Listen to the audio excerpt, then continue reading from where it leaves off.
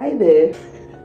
I know it's a month where people talk the most about love, but maybe what you need is not another relationship, another romantic or dating relationship. Maybe what you need is a friendship that is God ordained, that is God sent, that is designed for just you.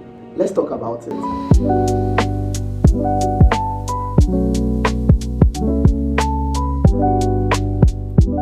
So hi there, my name is Lori, the comforter storyteller. If this is your first time here, you're welcome. Over here we call ourselves the FieryTribe. Yeah, and we are the most amazing people. My comment section can testify to that. If you're a returning subscriber, thank you so much for coming back to this channel. I'm so grateful. Today we are talking about something that is important to every one of us. So yeah, get a seat, get a journal, get a pen. We're about to talk. And today I'm going to be telling a story, which is the essence of this channel, the comforter storyteller.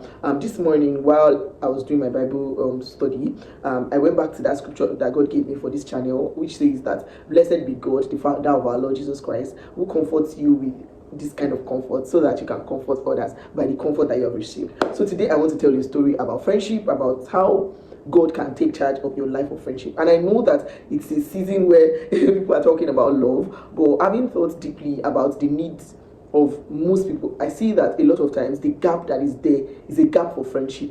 The gap that your spouse is going to feel is not the same thing that a friend will feel, right? It's not the same thing that God has designed quality destiny friendships to feel. So you cannot use a romantic relationship headed to marriage to fill that gap. The gap will always be there. Now hold up, I know that they say let your husband be your best friend and everything, which is cool, which is amazing, but then you cannot remove the place of healthy godly friendships, people that are of like minds, that you genuinely care about, that you share your lovely moments with, that you share your painful moments with, that you are just alive when you're around them. Yeah. So I'm going to tell you a story.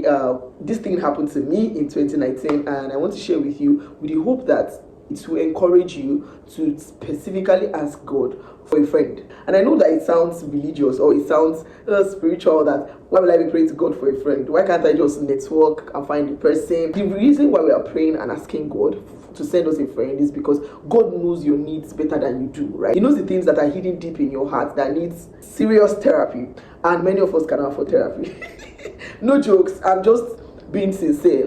But when you have conversation with this kind of friend, you tend to be able to open up on things that you have not been able to tell people for a long time, all right? And you tend to be able to heal over time by the conversations that you have with them. So yeah, sometimes in 2019, something happened to me. God gifted me a friend. I'm sure that God has sent people to my life before then, but that was the very first time I was able to take note of the fact that this was a friend sent from God, right? So before then, I had friends that had been a blessing to me, and we had gone through life together. It was not that it was until 2019 before I had friends. No, I had friends before then, but that was the first time I actively involved God in my friendship decision and in finding a friend. Now I'm going to give a backstory so that you can understand the entire thing that happened. So yeah, in 2018 2017 into 2018, I had gotten into a relationship that was not of God. It was not of God, as though not because we were unbelievers, but not of God because it was not the purpose of God. It was not the will of God. It was not what God intended for us. We were intended to be friends, but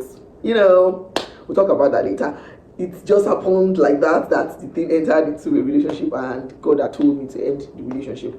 And crying and tears and everything, I ended the relationship. So yeah, I was in a place where I was gradually healing from what had happened in 2018, right? And I was trying to be a good child with God again, because I had gone out of what He had instructed me to do something. So I was like, God, in this silent moment of my life, I don't even need any distraction at all. So it was like an alone moment for me, right? But deep down, God knew that I needed a friend. So in February 2019, now that I'm thinking about it, February 2019, maybe that's why God is actually leading me to share this. In February 2019, I had a vision. And in that vision, I was with somebody who I did not know at that time. And we were making giant strides together. We were doing things together. It was of the opposite sex. Hold up, I would explain. It was of the opposite sex. And so we got to a place, and a certain man of God I was listening to at that time just was talking to us about how the future is bright, about how a lot of things are going to happen in future, and on like that, right? And then I was told that his name was JK. Now, special shout out to JK. He knows himself. So I was told that his name was JK, and that was where I woke up from the vision. Now, take note that in my life at that time, there was no JK. There was no even male friendship, because I was coming from a lot, right? I was coming from having made a mistake about thinking that this is somebody that is supposed to be my husband, and then God said no. So coming from that kind of place, I wasn't even interested in any male friendship or any male relationship leading to marriage. No, I was in a place where I don't want any of that. So imagine God now showing me that there was somebody, JK. So the initial thought I had was that maybe this is my husband, JK is going to be my husband and everything. But that day when I woke up, I was doing my Bible reading, and then God began to speak to me about friendship. It was like God was putting a question to me that, can I trust you with another friendship? Can I trust that you would not twist it and turn it into a relationship?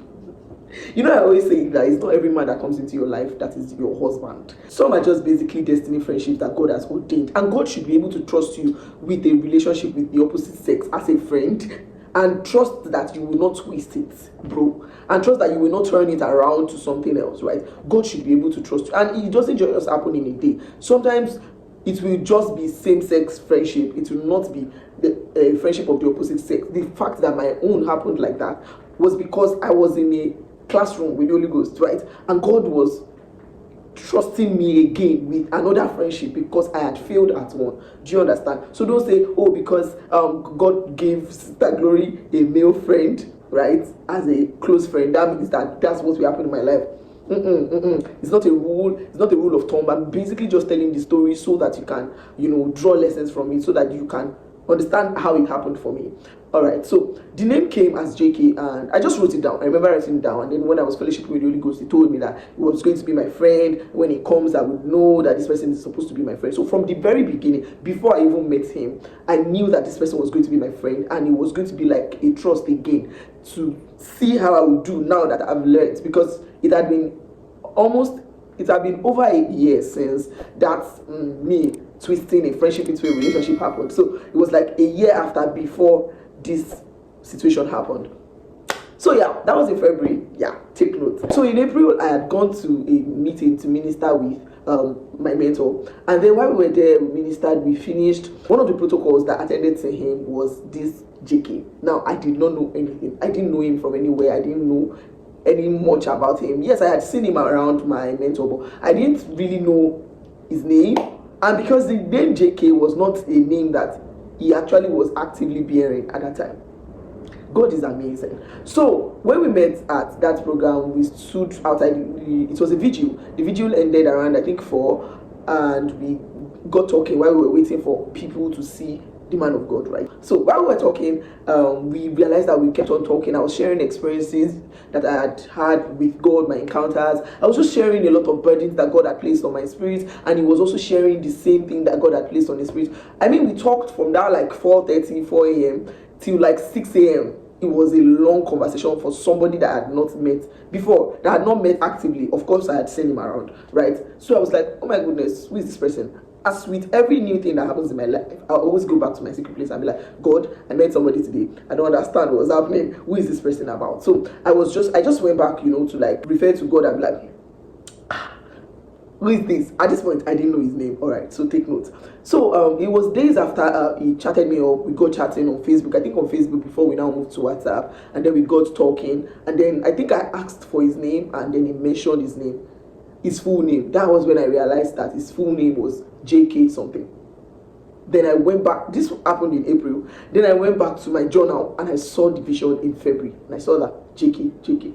Oh, so you are the you are the one to come. You are the friend that God had told me about. Now, God speaks to me through visions. It might not be that supernatural or that specific for you, but then I'm saying to you that God will lead you to destiny friendships when you ask him, right? So we got together, we became friends, we used to talk about everything. He had just finished school then, he was going for NYC, I had finished NYC, I had finished my master, so we're way far from each other. I was already earning a little money, I used to send him money, so the friendship was defined from the very beginning. We share things in our spirit, things that God is leading us to do. We used to pray together, we used to read the Bible together. It was just a long friendship that continued till I met my husband, even after I met my husband. In fact, he was here yesterday. I'm filming this video today now. He was here yesterday to see me and my husband, to celebrate something that we were celebrating together. So the friendship had spanned, this is our 7th year now, I think, yes, of being friends, right?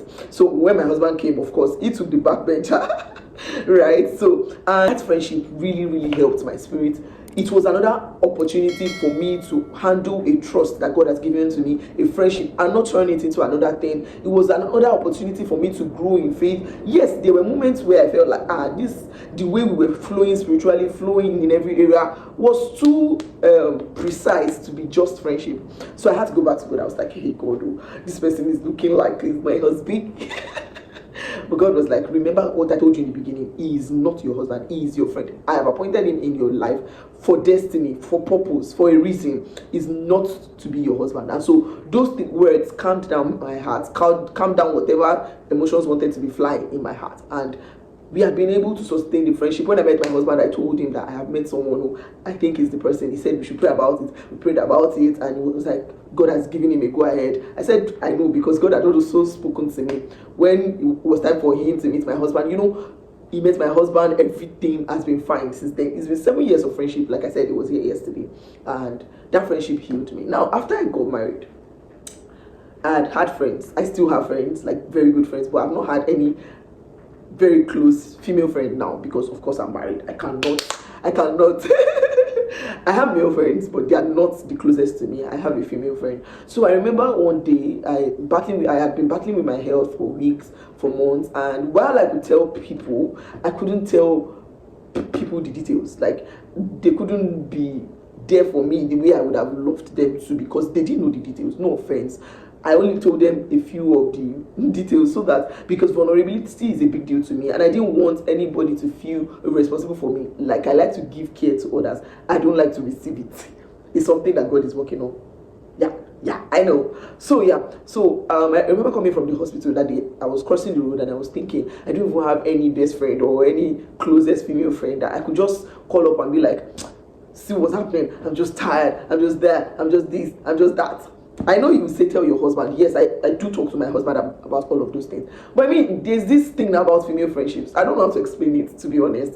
That gap cannot be filled by a romantic relationship. It's just what it is. I don't know if you agree with me. Leave a comment. You should agree with me, because it is what it is. Alright, so I was praying in my heart. I was like, God, I really need a female friend.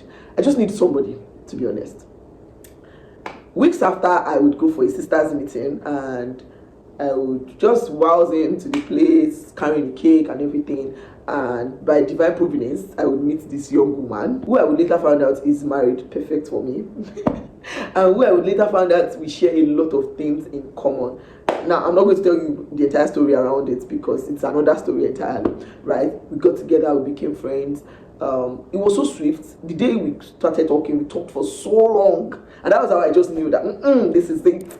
It was just a knowing. It's not something that is forced. It's not something that you'll be forcing from any end to the other. And then I went back to God, that God, is this my friend? And he said yes. I was so excited. We visit each other. It's just been amazing, really, really amazing. And if you know me very well, you know I do friendships to the core. And it's been so amazing. That friendship has healed me. It has been therapy for me. It's been a blessing to me. I mean, the conversations we have about our dreams, about our visions, just strengthen me in a certain way that just makes me know that I can do this. I can go all out and do this. There's something about women power, to be honest. It's just been so amazing, because God has brought that person into my life to be that blessing to me, to fill that gap of friendship in my life. Now, I've told that story so that I can encourage your heart to ask the Lord for a friend. I don't know, maybe up until now you've not specifically asked him that, God, I need a friend. In this season of my life, I need a friend. Not just somebody for that particular season, but somebody that can even span seasons. Like I mentioned, my friend is still my friend now. By the time he gets married and then he has his own family, we will still be friends together. Alright, so you want to ask God for that person that can be your person. It's the sweetest feeling ever. It's so beautiful, and you don't necessarily have to ask for the opposite sex or something. No, please don't do that. Like I said to you, mine was a specific dealing from God, right? So you want to ask God for somebody that you can deeply relate with.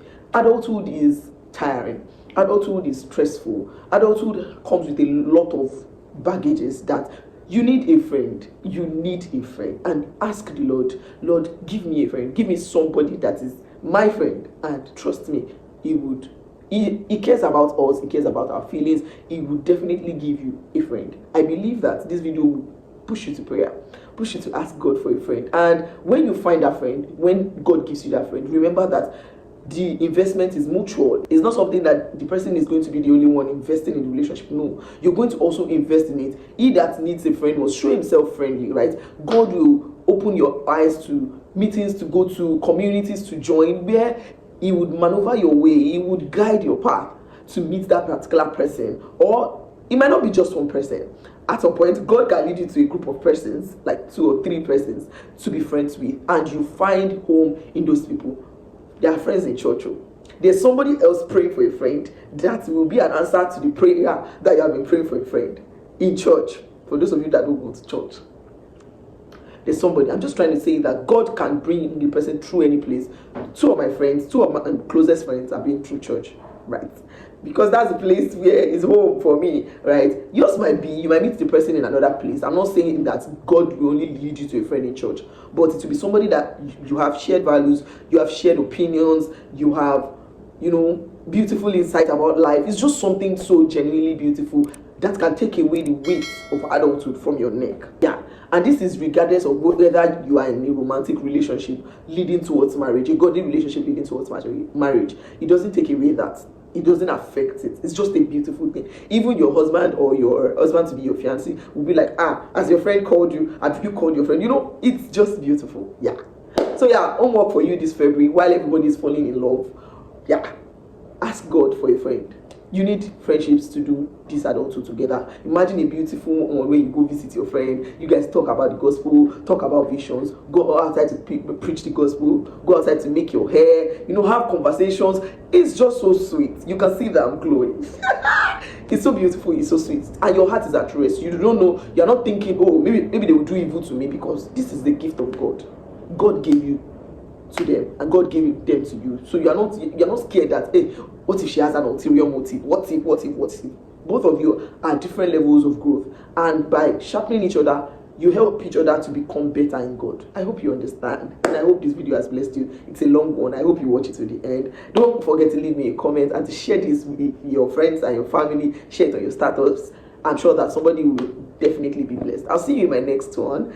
Take care, bye-bye, and have a love-filled and friendship-filled February. By the time you're coming back, I'm sure that God would have led your heart, directed your path to that person that is for you. See you in my next one. Bye-bye.